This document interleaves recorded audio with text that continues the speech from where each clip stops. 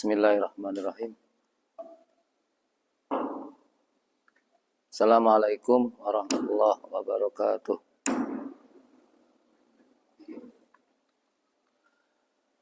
Bismillahilladzi la yadurru ma'asmihi syai'un fil ardi wala fis sama'i wa huwas sami'ul alim. Bismillahilladzi la yadurru ma'asmihi syai'un fil ardi wala fis sama'i wa huwas sami'ul alim. Bismillahilladzi la yadurru ma'asmihi syai'un fil ardi wala fis sama'i wa huwas sami'ul alim. La ilaha illa anta subhanaka inni kuntu minadh dhalimin. La ilaha illa anta subhanaka inni kuntu minadh dhalimin. La ilaha illa anta subhanaka inni kuntu minadh dhalimin. Hasbunallahu wa ni'mal wakil, ni'mal maula wa ni'man nasir. Wala haula wala quwwata illa billahil aliyyil azim. Ibadallah usikum wa iyaya bittaqwallah faqad fazal muttaqun. Ittaqullaha la'allakum tuflihun. Qala Allah Ta'ala, ya ayyuhalladzina amanu ittaqullaha haqqa tuqatih wa la tamutunna illa wa antum muslimun. Wa qala sallallahu alaihi wasallam fi hadisin sahih rawahu al-Imam At-Tirmidzi, ittaqillaha haitsu ma kunta wa atti sayyi'atal hasanata tamhuha wa khaliqin nas bi khuluqin hasan. Amma ba'd. Babu fadlil buka min khasyatillahi ta'ala wa syauqan ilaihi. Bapak-bapak, ibu-ibu yarhamukumullah, alhamdulillah di pagi ini kita hadir di Masjid Aminah. Semuanya atas taufik dari Allah Subhanahu wa taala. Semoga Allah mengistiqomahkan kita bisa menghadiri rumahnya, yaitu masjid, untuk menunaikan salat berjamaah lima waktu maupun untuk mengikuti majlis-majlis taklim di masjid rumah Allah. Amin amin Allahumma amin. Bapak-bapak ibu yarhamukumullah, kita lanjutkan bacaan kitab Riyadhus Shalihin bab 54, keistimewaan menangis karena takut atas azab Allah, atas dosa yang dilakukan. Jadi nangis itu ada keistimewaannya. Khususnya tangisan-tangisan yang muncul karena kesalahan yang telah dilakukan. Tapi sedikit orang yang mau menangis meratapi kesalahannya. Yang banyak menangis sedih karena dunia hartanya hilang, atau kehilangan barang atau orang yang paling dicintai, sampai nangis gugu-gugu. Kita masuk hadis yang ketiga. An Abi Hurairah radhiyallahu an qala qala Rasulullah sallallahu alaihi wasallam, la yalijun nar rajulun baka min khasyatillah hatta ya'udal laban minad darab wala yastami'u hubarun fi sabilillah wa tukhanu jahannam. Rawahu At-Tirmidzi wa qala hadis hasan sahih. Rasulullah bersabda, tidak akan masuk neraka siapa? Seorang hamba Allah yang menangis karena takut kepada Allah. Yang ditakuti azab Allah karena banyak melakukan kesalahan atau kehilafan. Bahkan kadang-kadang terlambat melaksanakan perintah Allah. Itu Rasul sampaikan tidak akan masuk neraka. Sehingga ada susu yang sudah keluar dari putingnya bisa masuk kembali. Seperti di Al-Quran, gambarannya kalau ada unta bisa masuk ke lubang jarum. Artinya hamba Allah yang menangis di dunia ini mengeluarkan air mata, orang dia bilang loh atas kesalahan yang dilakukan, dijamin selamat dari azab neraka. Itu tangisan yang membawa manfaat. Tangisan yang mampu memadamkan panasnya api neraka.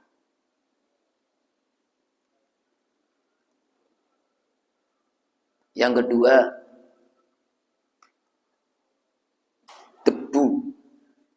Ini perang ya. Karena dulu berkuda. Orang yang berjuang perang membela agama Allah. Naik kuda, kemudian atau dia lari, muncul debu. Kemudian nempel di jasad atau badannya. Maka debu-debu yang timbul muncul dari perang fisabilillah, jihad fisabilillah, maka debu itu dan juga asapnya api neraka jahanam tidak bisa bertemu, tidak bisa campur. Artinya orang yang berjuang membela agama Allah diselamatkan dari azab neraka. Ya, ini dua pesan dari hadis ini. Annal buka'a khasyatan minallahi ta'ala yab'athu alal istiqomah. Menangis, meratapi kesalahan atas kekurangan, khilaf dan dosa yang dilakukan di hadapan Allah Subhanahu wa taala bisa memunculkan keistiqomahan dalam ibadah, keistiqomahan dalam kebaikan. Sehingga pada pribadi orang itu akan tergerak untuk bisa ajak melakukan kebaikan. Kebaikan yang paling tinggi, ibadah yang paling tinggi adalah sholat. Makan ibadah, tidur ibadah, sampai olahraga itu ibadah. Kerja, itu semuanya ibadah. Ngurusin anak, masak, jaga kebersihan, itu semuanya ibadah. Karena jelas pesan Allah, wa ma khalaqtul jinna wal insa illa liya'budun. Allah menciptakan jin dan manusia hanya satu tujuan, untuk ibadah. Artinya kalau tidak ada ibadah, berarti tidak ada jin dan manusia. Kalau jin dan manusia tidak Allah ciptakan, berarti bumi langit tidak ada. Jadi semua ini mewujud karena ibadah.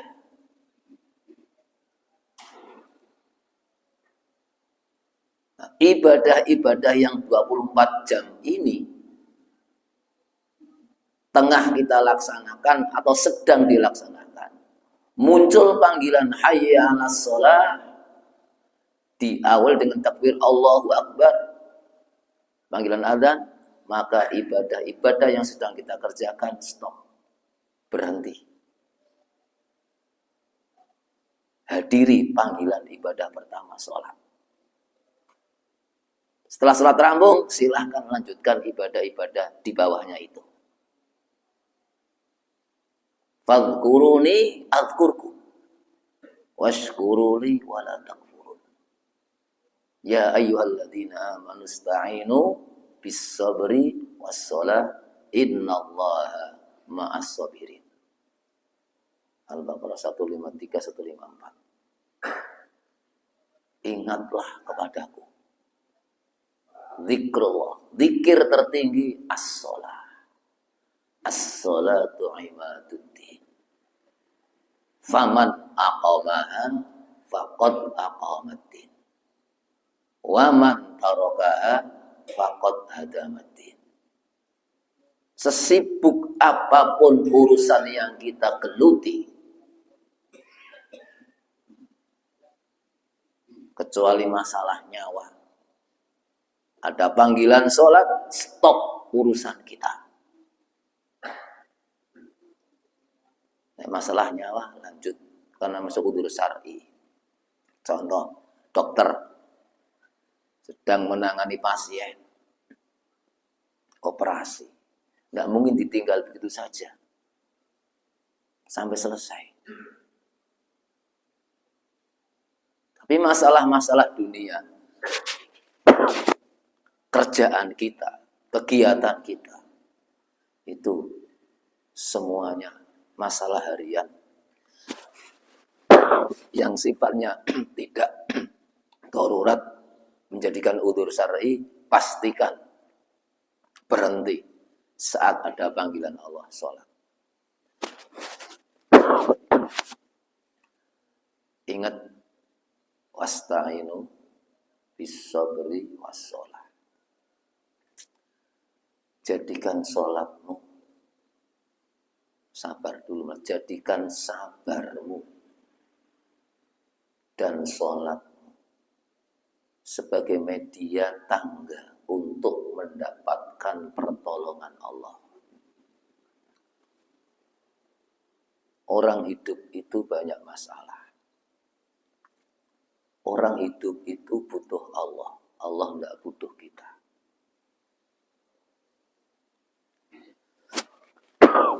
Ketika sebagai hamba Allah sudah memastikan diri untuk siap sami'na wa ata'na, maka Allah menjemput kita. Azkurkum, aku ingat kamu karena kamu telah mengingat aku. Seorang hamba yang dijaga Allah, yang dilindungi Allah sampai dicintai Allah, dijamin hidupnya hasanah fid dunya, hasanah fil akhirah.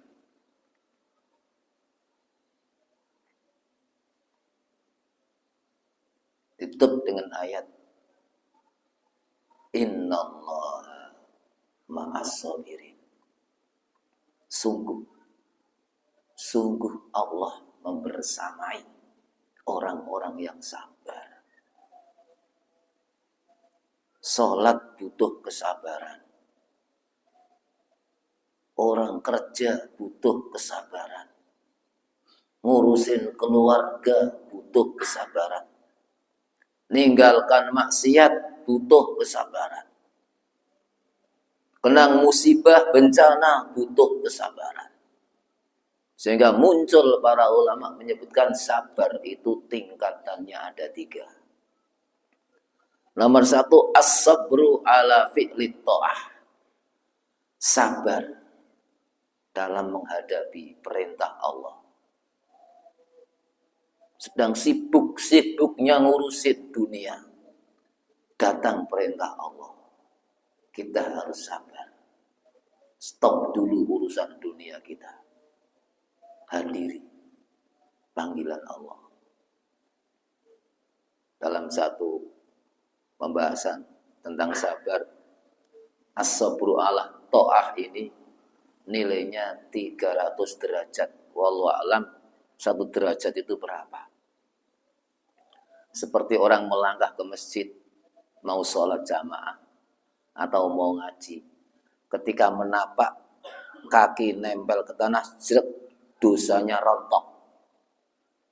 Ketika ngangkat, Allah angkat derajat. 1 derajat, 1 langkah angkatan kaki. Berapa langkah kita ke masjid? Tergantung rumah kita masing-masing.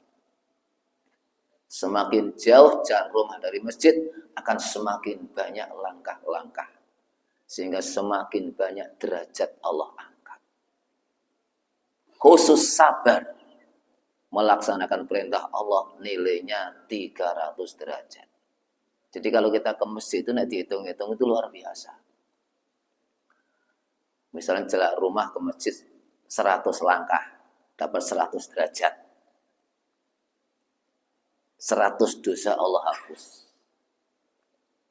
Sabarnya untuk ke masjid melaksanakan sholat tepat waktu dapat 300. Lebih tinggi nilai sabarnya berangkat ke masjid bisa tepat waktu. Itu yang rumahnya jaraknya 100 langkah. Kalau rumahnya hanya 10 langkah, itu nilai plus kesabaran. Mungkin orang bertanya, saya orang naik motor Pak, gimana? Allah yang Maha Tahu. Mungkin Allah bisa, zat yang Maha Tahu, jelas nilai tetesan bensin untuk pembakaran mesin dinilai Allah. Tidak usah khawatir, aku naik motor dapat apa ya? Allah Maha Tahu. Sekecil apapun amal yang kita lakukan, ya'lamullah. Allah mengetahui dan pasti membalas. Wa may ya'mal mithqala dzarratin khairan yara. Khairan akan ke masjid. Khairan tetesan bensin yang untuk pembakaran mesin. Itu langkah-langkah kebaikan. 300. Yang kedua, as-sabru ala tarkil ma'asi. Sabar, tabah, meninggalkan kemaksiatan. Mau berbuat dosa, kesempatan ada, kemauan ada, yang ngajak ada, ditahan. Akhirnya tidak jadi berbuat maksiat. Nilainya naik 2 kali lipat ketaatan, 600 derajat. Itu sabar meninggalkan kemaksiatan, kemungkaran. Yang ketiga, as-sabru alal masoib abil musibah. Sabar menghadapi kesusahan hidup, bencana, musibah, petaka yang tidak mengenakkan hati. Nilainya lipat lagi tambah 300, 900 derajat. Ini keistimewaan. Innallaha ma'as-sabirin. Tidak cukup itu di dunia, di akhirat ada tambahan innama yuwaffas sabiruna ajrahum bighairi hisab. Sungguh Allah memenuhi, menyempurnakan pahala orang-orang yang sabar tanpa hitungan. Itu hebatnya sabar. Nah, orang-orang seperti ini insya Allah mampu meneteskan air mata di saat berbuat kehilafan atau salah.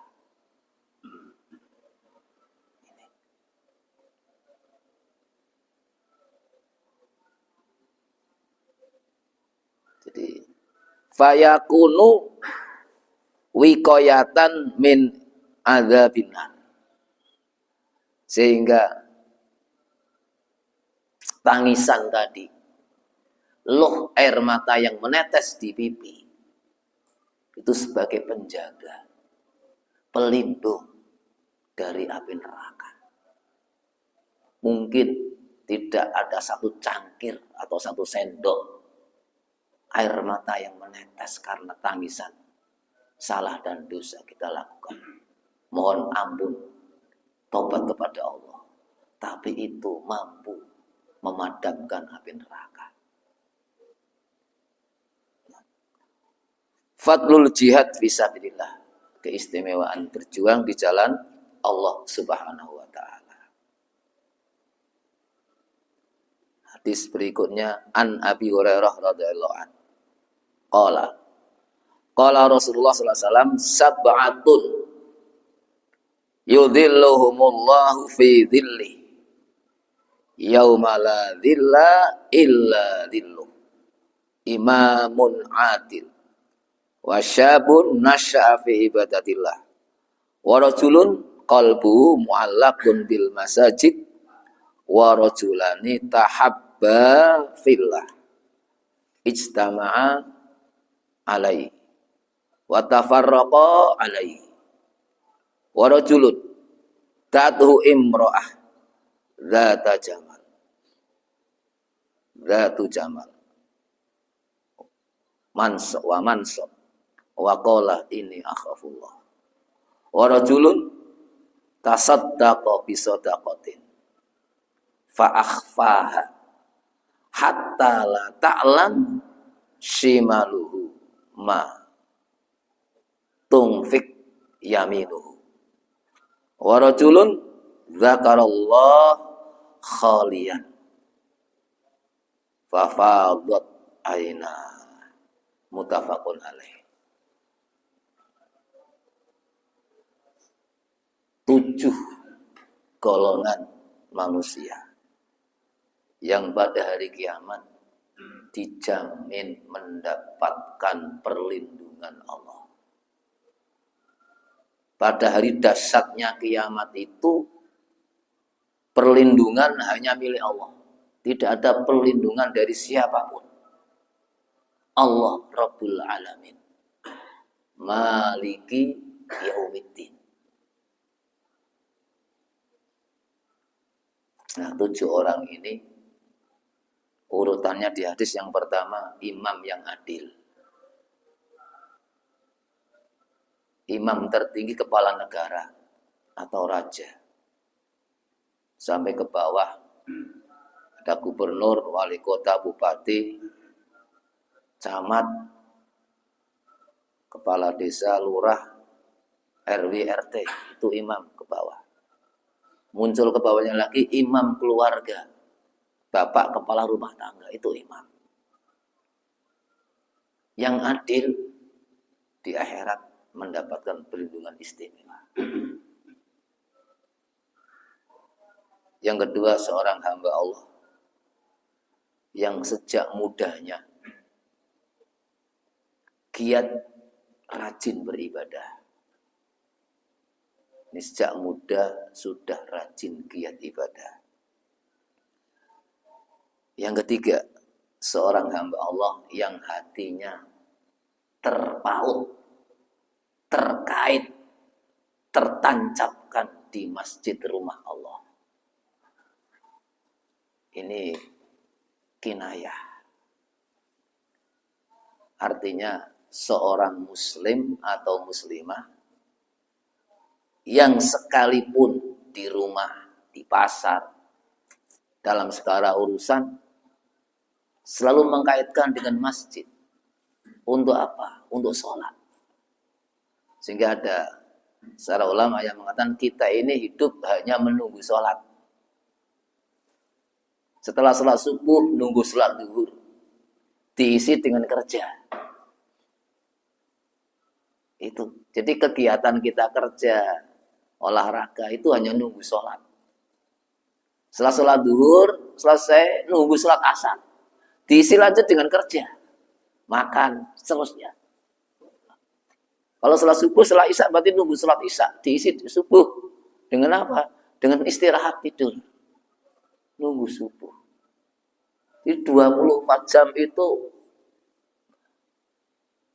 yang didambakan, yang diimpikan sholat saya agar tidak terlambat. Ini istimewa. Lebih-lebih bapak-bapak. Ini usia di atas 50, ada yang masih muda. Mungkin luar biasa. Kita diusahakan bisa mengevaluasi diri. Sholat sepekan itu 7 hari. Misalnya dari Ahad kemarin sampai Sabtu. kemarin. Subuhnya ada 7. Zuhurnya 7, semuanya 7. Kita evaluasi subuh saya yang 7 dari hari Sabtu sampai Sabtu kemarin. Berarti Sabtu tekan Sabtu 8. Ahad sampai Sabtu. Lengkap 7-7-nya jamaah atau belum? Ini untuk peningkatan amal. Kalau anak sekolah evaluasinya jelas ada. Kalau kita kan evaluasinya ngaji itu kan koreksi diri. Saya ngaji tiap Ahad, tiap Senin, tiap Sabtu. Ilmu yang telah kita kaji sudah seberapa jauh yang mampu kita wujudkan dalam amal nyata. Tidak hanya menjadi pengalaman, wawasan, keilmuan saja. Subuh 7 hari dari Ahad, Senin, Selasa, Rabu, Kamis, Jumat, Sabtu. Dicek 7-7-nya ini sudah jamaah semua atau belum. Sebelumnya ada qobliyah, sudah qobliyah atau belum. Ini untuk apa? Biar sepekan ke depan lebih ditingkatkan. Kalau masih ada yang bolong karena maaf kawanan kelaya, itu dikoreksi juga. Kenapa saya harus kelaya subuh? Wong hari-hari yang lain bisa kok kelayanya 2 kali misalnya. Sebabnya apa kok sampai kelaya? Dilihat tadi zuhurnya sampai jumlahnya 35 sholat sepekan yang fardu sudah tepat waktu memulainya atau belum. Itu dikoreksi. Kemudian naik lagi yang kedua. Qobliyah, ba'diyah, rawatib. Untuk apa? Untuk menjadikan daerah itu nanti diri kita bisa berfastabiqul khairat. Usia saya sudah 50, sudah 60, 70, masa masih sering subuhnya kok terlambat. Itu jadi bahan koreksi, bahan evaluasi. Cara Jawa ini ngilo ngoco. Oh ternyata gini-gini. Akan memunculkan nanti sifat kekurangan diri. Merasa ternyata saya itu sebagai hamba Allah sudah dikasih 50, 60 kok masih terlambat sholat. Tapi kalau kerja tidak pernah terlambat, makan tidak pernah terlambat, kenapa sholat kok masih banyak yang terlambat?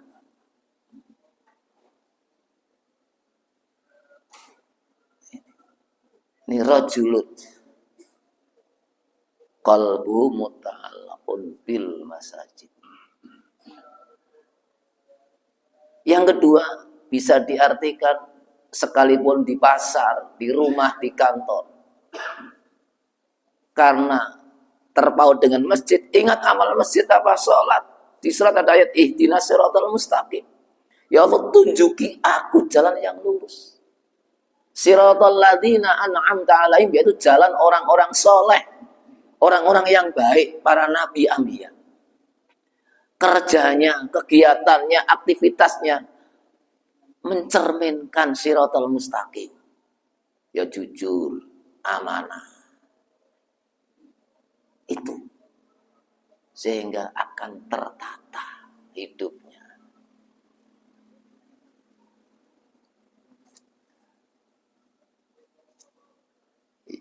Satu, dua, tiga.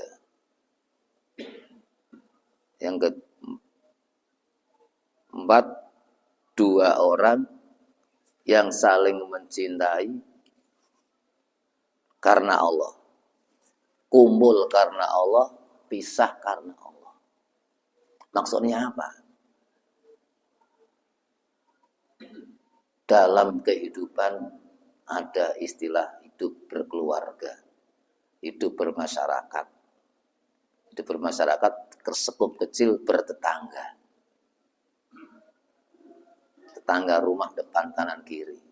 Berkeluarga ada suami istri, kakak adik dan seterusnya.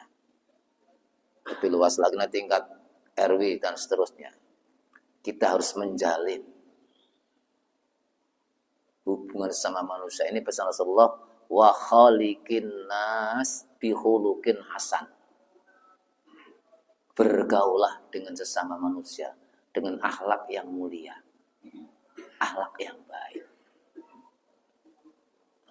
Mencintai anak, mencintai istri, mencintai suami, cinta orang tua, itu semuanya harus lillah. Cinta orang lillah, pisah juga lillah. Tidak karena li dunia atau li yang lain. Li sentimen, ya apa? Dah. Lillah.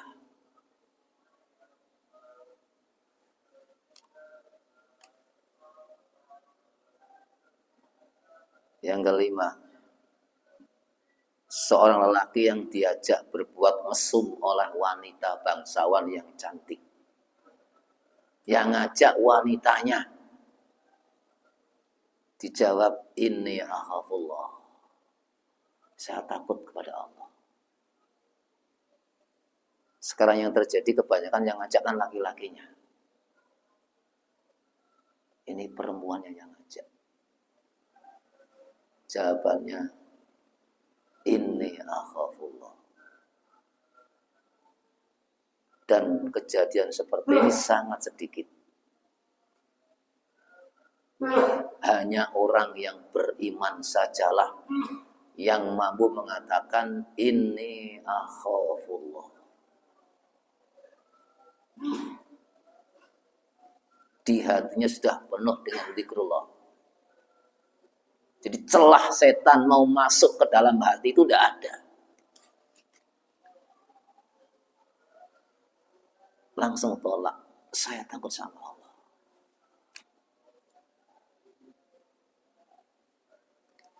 Yang nomor 6, sedekah.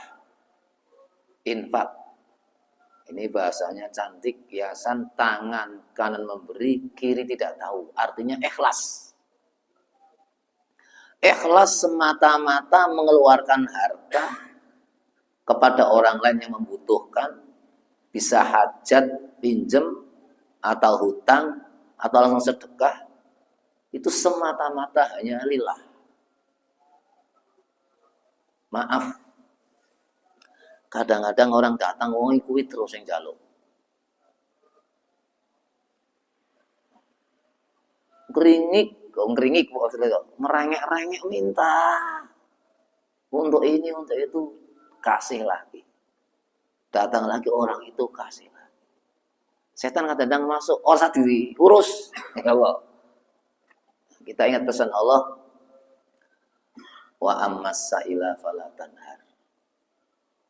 Jangan sekali-kali kita membentak orang yang datang meminta kepada kita. Jawab dengan jawaban yang baik. Memang itu bagian dari godaan. Mampukah kita menahan kata-kata yang tidak layak diucapkan kepada orang datang minta atau utang kepada kita? Sing teko wong kuwi terus utang ngomong tapi ndak pernah nyaur, teko sih Pak utang maneh. Sifat manusia akan muncul. Tapi ingat kita dituntun oleh wahyu. Fa'alhamaha fujuraha wa taqwaha. Qad aflaha man zakkaha. Ini yang pertama. Sukseslah orang yang bisa membersihkan jiwanya. Inginnya mendamprat, ngompreng, ngomong, kamu utang gini-gini, ditahan. Dilihat latar belakangnya. Oh ternyata dia memang nganggur. Dia memang butuh. Nganggurnya tidak mau kerja. Ya dikasih wawasan. Nggak perlu didudukkan. Jadi bapak asuh, kasih modal. Dan ini sedikit. Kebanyakan ditolak.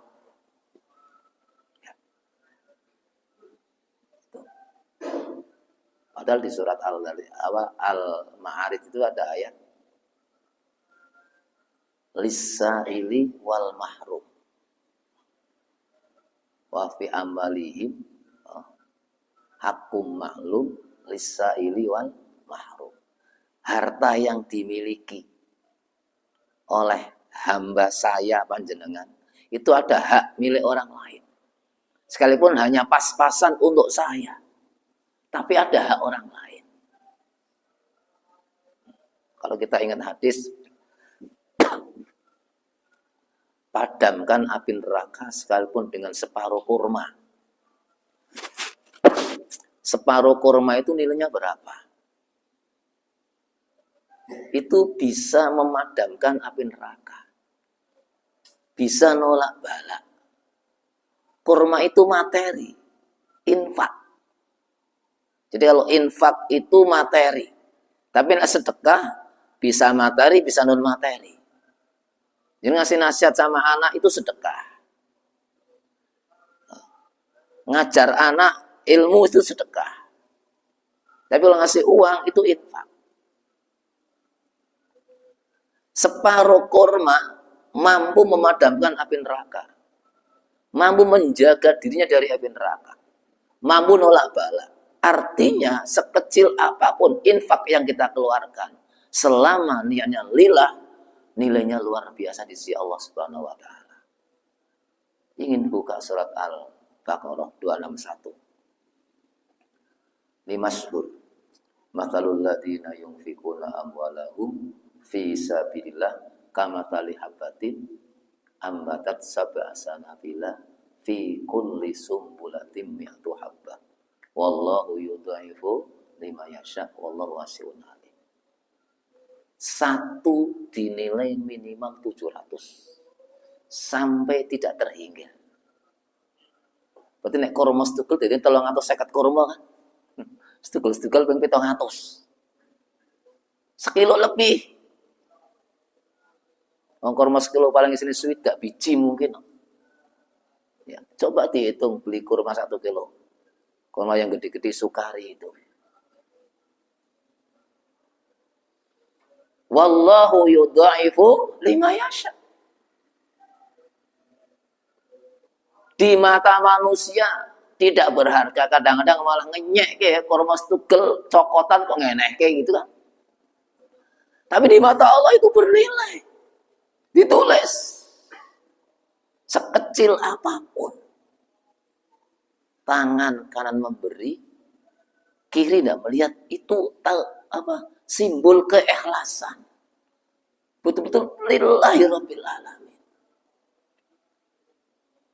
Sekalipun untuk anak, untuk suami, untuk istri, untuk kakak, untuk adik, itu harus dijaga.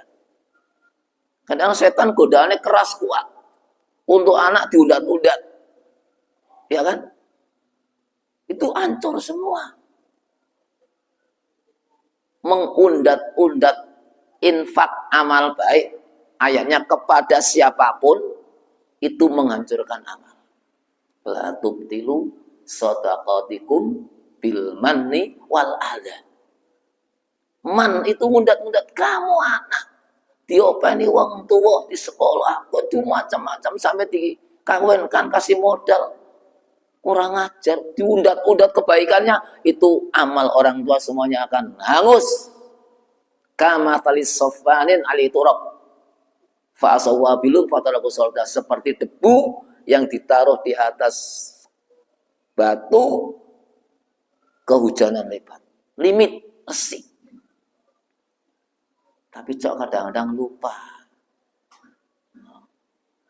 Itu memang dorongan setan luar biasa. Dan yang terakhir tema kita ini. Seorang hamba Allah dalam keadaan sendirian, tengah malam, bangun, sholat, meratapi kesalahannya, menangis, meneteskan air mata. Ini saya katakan di awal, sangat sedikit yang mampu seperti ini. Mau tahajud, biasanya ono hajat, ada kebutuhan dunia yang mendesak, tahajud, baca ini sekian ribu kali, kayak Pak Pilkada, tahajud, sukses misalnya, barambung ora gul wis liren tahajud. Itu amal yang sifatnya hanya berdasarkan kebutuhan. Beramal sekecil apapun, ketika itu istiqomah, dawam, ajak, continue, lebih istimewa daripada dang dingdong tapi banyak. Malam Ahad libur maca Quran 3 juz. Ketika hari kerja tidak pernah baca Quran misalnya. Lebih afdol sehari 3 ayat tapi ajak. Dan itu dicintai oleh Allah. Bangun malam. Minimal sholat 2 rakaat plus witir 1. Lebih-lebih menjelang subuh waktu sahur diikuti dengan baca Quran 1 ayat 2 ayat. Kemudian istighfar. Wabil ashari hum yastaghfirun. Di waktu sahur orang-orang ahli surga ini di dunianya beristighfar. Di waktu sahur. Ini waktu yang istimewa, sepertiga terakhir. Dalam bentuk qudsi Allah berfirman, hal min sa'ilin la'utiyannahu. Ada yang meminta kepadaku, aku kabulkan permintaannya. Dan ini 7 golongan ini. Satu yang nomor 7, bab kita, bab menangis. Pada pagi ini babnya bab menangis, meratapi kesalahannya di hadapan Allah Subhanahu wa taala. Sekali lagi, untuk tangisan dunia, tangisan susah, payah, bencana, musibah, sing urusan-urusan dunia, orang kadang-kadang mampu sampai guguk-guguk. Tapi ketika urusan keteledoran kita, kesalahan kita kepada Allah, itu kadang-kadang biasa saja. Saya pernah baca kitab namanya Risalatul Jamaah. Kitabnya kecil, isinya tentang keistimewaan sholat berjamaah. Dikisahkan di situ ada seorang ulama yang terlambat jamaah Isya karena anaknya wafat.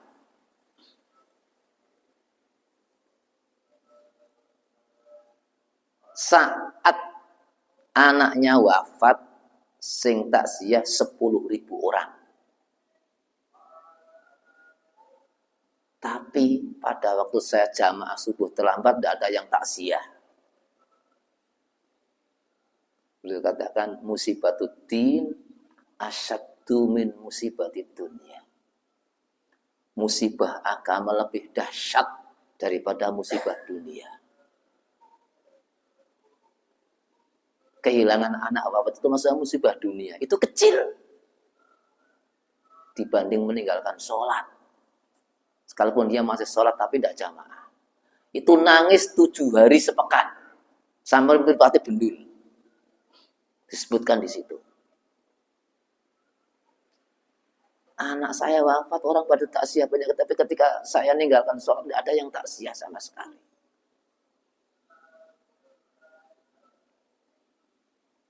Itu baru 1 sholat.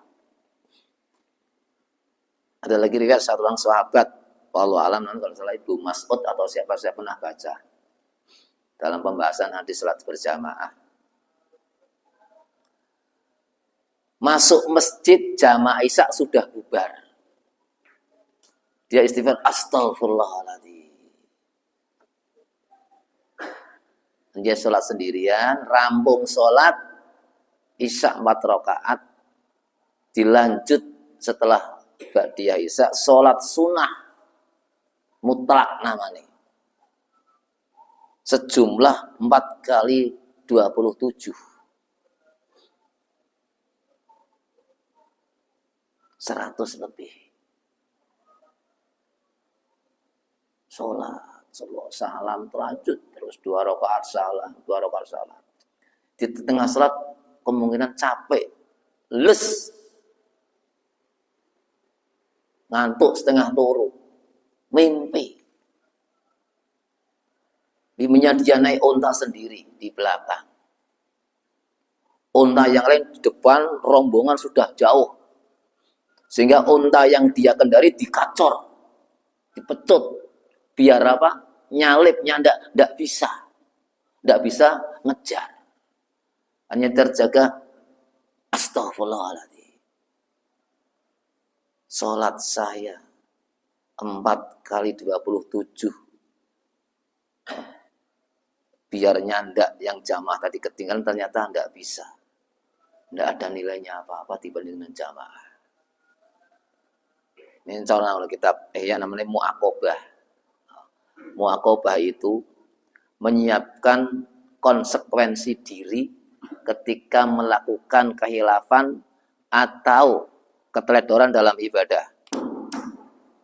Jadi mu'aqobah, memberikan konsekuensi diri, sanksi diri, tapi berupa kebaikan.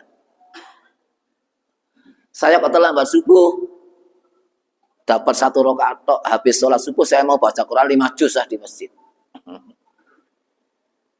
Biar besok tidak terulang lagi.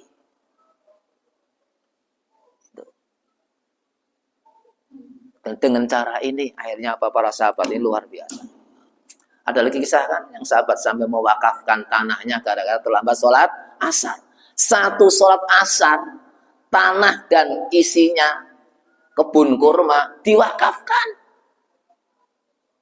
Hanya sholat asar terlambat karena dia sibuk ke dalam tengah kebun, tidak dengar azan. Kita dengar azan speaker banyak, tapi terlambat sering. Tidak pernah mewakafkan seperti itu. Artinya apa? Kita masih banyak kekurangan. Sehingga terakhir kesimpulannya, mari sebagai hamba Allah yang telah mendapatkan nikmat besar iman, Islam, kita jaga, kita rawat dengan ilmu dan amal soleh. Yang mampu menguatkan iman takwa kita hanya ilmu dan amal soleh. Kenapa ilmu? Tanpa ilmu amal soleh tidak akan terwujud. Bisa jadi amal salah nanti. Tapi dengan ilmu itu artinya amalnya benar. Nah, iman akan semakin kuat, semakin kuat, semakin kuat. Dan terakhir semoga hayat kita ditutup dengan husnul khatimah. Amin Allahumma amin. Demikian pagi ini kajian kita sudahi. Semoga Allah Subhanahu wa taala memampukan kita untuk berfastabiqul khairat. Amin Allahumma amin. Subhanakallahumma wa bihamdika asyhadu an la ilaha illa anta astaghfiruka wa atubu ilaik. Wassalamualaikum warahmatullahi wabarakatuh.